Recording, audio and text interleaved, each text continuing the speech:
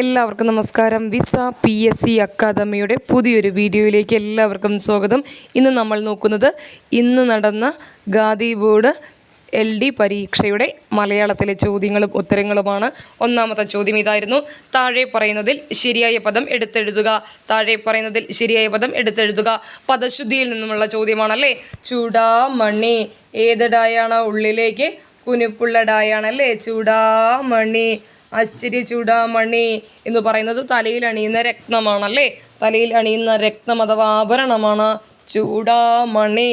ആശ്ചര്യ ചൂടാമണി എന്ന കൃതി എഴുതിയത് ശക്തൻ ഭദ്രനാണ്. ശക്തൻ ഭദ്രൻ അതുകൂടെ ഓർത്ത് വയ്ക്കണേ. താഴെ തന്നിരിക്കുന്ന ശൈലിയുടെ വിവർത്തനം എഴുതുക. താഴെ തന്നിരിക്കുന്ന ശൈലിയുടെ വിവർത്തനമാണ് adding fuel to the fire ആണ്. Adding fuel to the fire എന്ന് പറഞ്ഞാൽ എന്താണ്? എരുതിയിൽ എണ്ണയൊഴിക്കുക. എരുതിയിൽ എണ്ണയൊഴിക്കുക എന്നത് അതിൻ്റെ തർജ്ജമയായിട്ട് വരുന്ന ശൈലിയാണ്. അതുപോലെ തന്നെ ഈ ശൈലിയുടെ അർത്ഥം ചോദിച്ചാൽ ക്ലേശം വർദ്ധിപ്പിക്കുക, ബുദ്ധിമുട്ട് വർദ്ധിപ്പിക്കുക എന്നാണ്. ഓക്കെ. കവിയുടെ സ്ത്രീലിംഗ പദം ഒരുപാട് തവണ നമ്മൾ തന്നെ പറഞ്ഞതാണ്. കവയാവള്ളിത്രിയാണ് കവിയുടെ. കവയാവള്ളിത്രി. കവയിത്രി എന്ന് പറയുന്നത് ഓപ്ഷൻ A ആണ് ശരിയായ ഉത്തരം. കവയാവള്ളിത്രി എന്ന് ഓർക്കുക. ഒറ്റപ്പദമാക്കുക. എന്താണ്? വർഷം തോറും, പ്രതിവർഷം, വർഷം തോറും, പ്രതിദിനം, ദിനം തോറും, പ്രതിക്രമം, ക്രമം തോറും, പ്രതിശർഷം, ശർഷം തോറും. ഓക്കെ. യഥാ എന്നാൽ പോലെ എന്നും പ്രതി എന്നാൽ തോറും എന്നാണ് അർത്ഥം. യഥാ പോലെ, പ്രതി, തോറും, അഭി, നേരെ. യഥാ പോലെ, പ്രതി, തോറും, അഭി, നേരെ. ഇപ്പം നിർബന്ധമായിട്ടും പഠിക്കേണ്ട ചോദ്യങ്ങളാണ്. ഇപ്പം പ്രതിവർഷം എന്നുള്ളതാണ് ഉത്തരം. പിരിച്ചെഴുതുക. വെൺ അധികം തിങ്കൾ. നിങ്ങൾ വളരെ പ്രധാനമായിട്ട് നോക്കണം. നമ്മൾ വെണുമ എന്ന് നമ്മൾ പഠിച്ചിട്ടുണ്ടാവും അല്ലേ. വെളുമ എന്ന് പഠിച്ചിട്ടുണ്ടാവും അല്ലേ. വെൾ പ്ലസ് മാ. പിള്ളേരെ, വെൾ എന്ന് പറഞ്ഞാലും വെള് എന്ന് പറഞ്ഞാലും ഒന്നാണ്. ള് എന്നത് എന്നതിൻ്റെ സ്വരീകൃത വ്യഞ്ജന രൂപമാണ്. ഒരു ചില്ലക്ഷരത്തിൻ്റെ സ്വരീകൃത വ്യഞ്ജനമാണ് ഏത്? ള് എന്ന് പറയുന്നത്. നമ്മൾ പിരിച്ചെഴുതുമ്പോൾ ള് എന്നത് മാറി എന്താവുന്നു? ന് എന്നാവും. വെണ്മ എന്ന് പഠിച്ചിട്ടുണ്ട്. നമ്മൾ ചേർത്ത് എഴുതുമ്പോൾ വെണ്മ എന്ന് നിങ്ങൾ എഴുതാൻ പഠിച്ചിട്ടുണ്ടാവും അല്ലേ. അതുപോലെ തന്നെ ഉള് അധികം മായാണ് എന്ത്? ഉള് അധികം മായാണ് എന്ത്? ഉണ്മ എന്ന് പറയുന്നത്. അങ്ങനെയെങ്കിൽ നോക്കിക്കേ, വെള്ളധികം തിങ്കളാണ് എന്ത്? വെൺതിങ്കൾ. അപ്പോൾ ഓപ്ഷൻ A ആവാനും ഓപ്ഷൻ C ആവാനുള്ള സാധ്യത കൂടുതലാണ്. കാരണം വെൺതിങ്കൾ ഒരു തവണ പരീക്ഷയ്ക്ക് ഡയറക്റ്റായിട്ട് വെൺ പ്ലസ് തിങ്കൾ ചോദിച്ചിട്ടുണ്ട്. നമുക്ക് വ്യാകരണ നിയമപ്രകാരം ചോദ്യത്തിൽ ഉത്തരം വരാനുള്ള സാധ്യത കൂടുതൽ C ആണ്. അപ്പോൾ നമുക്ക് നോക്കാം ആൻസർ കീ വരുമ്പോൾ PSC A ആണോ C ആണോ എടുക്കുക എന്നുള്ളത്.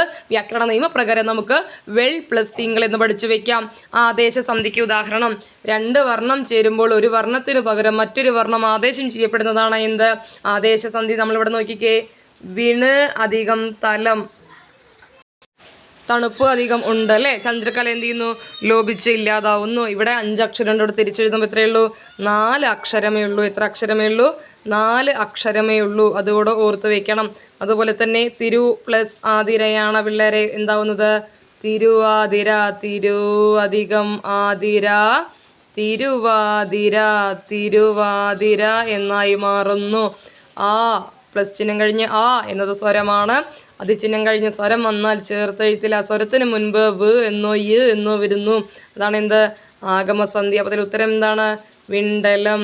വിണ് പ്ലസ് തലം എന്നുള്ളത് വിണ് ഡ എന്നാവുന്നു. തായെ ഡ കൊണ്ട് ആദേശം ചെയ്യുന്നു.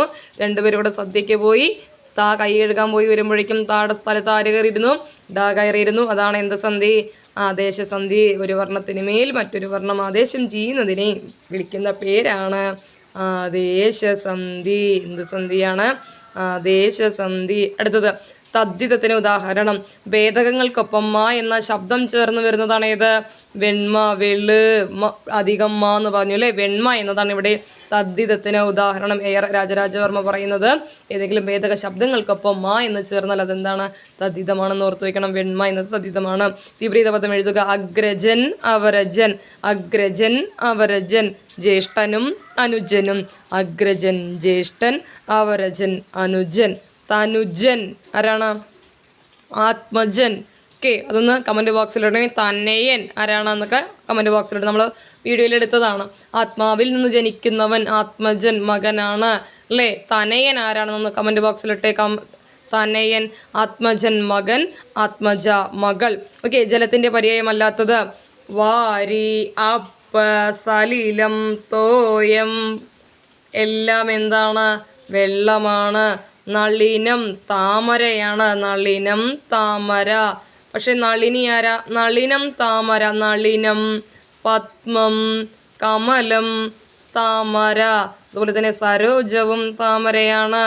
സരോജവും താമരയാണ്. പക്ഷേ നളിനി, പത്മിനി, കമലിനി. നളിനി, പത്മിനി, കമലിനി ആരാണ്? ഇവിടെ നീ എന്ന് പറഞ്ഞാൽ കൂട്ടം എന്ന അർത്ഥത്തിലാണെന്ന് ഓർക്കണം. ഓക്കെ, അപ്പോൾ നളിനി എന്നാൽ താമരയുടെ കൂട്ടം, താമര പൊയ്ക. പത്മിനി എന്നാലും താമര പൊയ്ക. കമലിനി എന്നാലും താമര പൊയ്ക. സരോജിനി എന്നാലും എന്താണ് വരിക? താമര പൊയ്കയാണ്. ഓക്കെ, താമര പൊയ്കയാണ്. താമര പൊയ്ക. നളിനി, പത്മിനി, കമലിനി, സരോജിനി.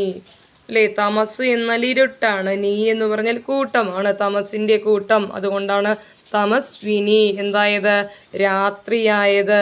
തമസ് എന്ന് പറഞ്ഞാൽ ഇരുട്ടല്ലേ? പ്ലസ് നീ എന്താവും? ഇരുട്ടിൻ്റെ കൂട്ടം. തമസ്വിനി. നിങ്ങളെ വാക്ക് കേട്ടിട്ടുണ്ടാവില്ലേ? രജനി, യാമിനി, തമസ്വിനി ആരാണ്? രാത്രിയാണ്. തമസിൻ്റെ കൂട്ടം, ഇരുട്ടിൻ്റെ കൂട്ടം എപ്പോഴാണ്? രാത്രിയല്ലേ? അതുകൊണ്ട് തമസ്വിനി ആരാണ്? രാത്രിയാണ്. ഓക്കെ, അതുപോലെ തന്നെ ആനച്ചന്തം ആകെപ്പാടെയുള്ള ചന്തമാണ്. ആനച്ചന്തം ആകെപ്പാടുള്ള ചന്താണ് ആനച്ചന്തം അല്ലേ? ആകെപ്പാടെയുള്ള ഭംഗി. ഓക്കെ, നിങ്ങൾക്ക് മനസ്സിലായി എന്ന് വിചാരിക്കുന്നു. ഇനി വരുന്ന ചോദ്യങ്ങൾക്ക് ഇങ്ങനെയുള്ള ഒരു വിശകലനം കൂടെ നടത്തി പോകേണ്ടിയിരിക്കുന്നു. എല്ലാവർക്കും നന്ദി, നമസ്കാരം.